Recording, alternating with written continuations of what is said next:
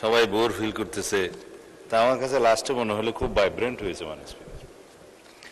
মাননীয় সদস্য রুমিন ফারহানা বলেছেন প্রতীকী ছাঁটাই, আসলে তিনি এনেছেন মিতব্যয়ী ছাঁটাই, প্রতীকীটা 1 টাকা হয়।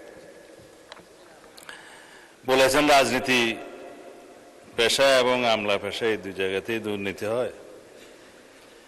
দুর্নীতি দুর্নীতি দুর্নীতি সব জায়গায় হয় মাননীয় স্পিকার, ঘুরে ফিরে সব দোষ রাজনীতিবিদের হয়।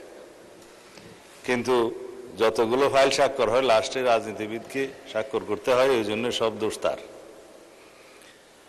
এর বেশি বলতে চাই না। তিনি বলেছেন রূপপুরে বালিশ দুর্নীতি হয়েছে, পর্দার দুর্নীতি হয়েছে, সবকিছু মেগা প্রজেক্টের মেগা দুর্নীতি হয়েছে, ব্যাংক লুট হয়েছে। সেই জন্যই তো দুর্নীতি দমন কমিশনকে স্বাধীন দুর্নীতি দমন কমিশন করার প্রস্তাব এসছে। আমরা এটা স্ট্যাটিউটরি একটা অর্গানাইজেশন হিসেবে শক্তিশালী দুর্নীতি দমন কমিশন গঠন করব বলে আমরা দুর্নীতি দমন কমিশন সংক্রান্ত অধ্যাদেশটা তখন গ্রহণ করিনি। এখন আলোচনা শুরু হয়েছে এবং বাংলাদেশের একটি শক্তিশালী দুর্নীতি দমন কমিশন প্রতিষ্ঠিত হবে ইনশাআল্লাহ।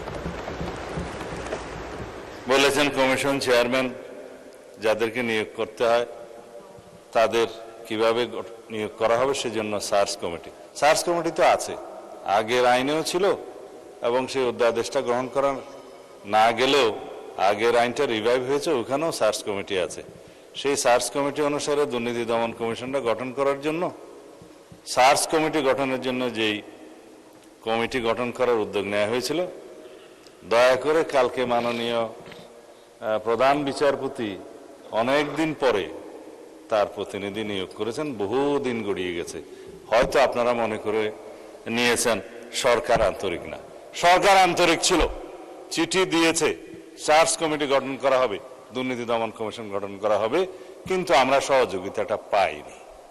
গতকালকে কেবল সই করে দিয়েছে। এখন সার্চ কমিটি গঠিত হবে, দুর্নীতি দমন কমিশনও গঠিত হবে, দুর্নীতির সমস্ত বিষয় অ্যাড্রেস করা হবে। তবে আপনাদেরকে আশ্বস্ত করতে চাই, এটা হচ্ছে একটা মধ্যবর্তী ব্যবস্থা। দুর্নীতি দমন কমিশন আইনটা পার্লামেন্টে নিয়ে আসলে বিলটা, তখন একটা আরো শক্তিশালী দুর্নীতি দমন কমিশন গঠন হবে, আইনটা গঠন হবে, তখন আমরা সেখানে আলোচনায় অংশগ্রহণ করতে পারবো। আলোচনার ভিত্তিতে, সমঝোতার ভিত্তিতে একটি দুর্নীতি দমন কমিশন আইন গঠিত হবে। কিন্তু মধ্যখানে আমাদেরকে দুর্নীতি দমন কমিশনটা ফাংশনাল করার জন্য একটা সার্চ কমিটির মধ্যে দিয়ে, আগের আইনটার মধ্যে দিয়ে একটা কমিশন গঠন করে ফেলতে হবে।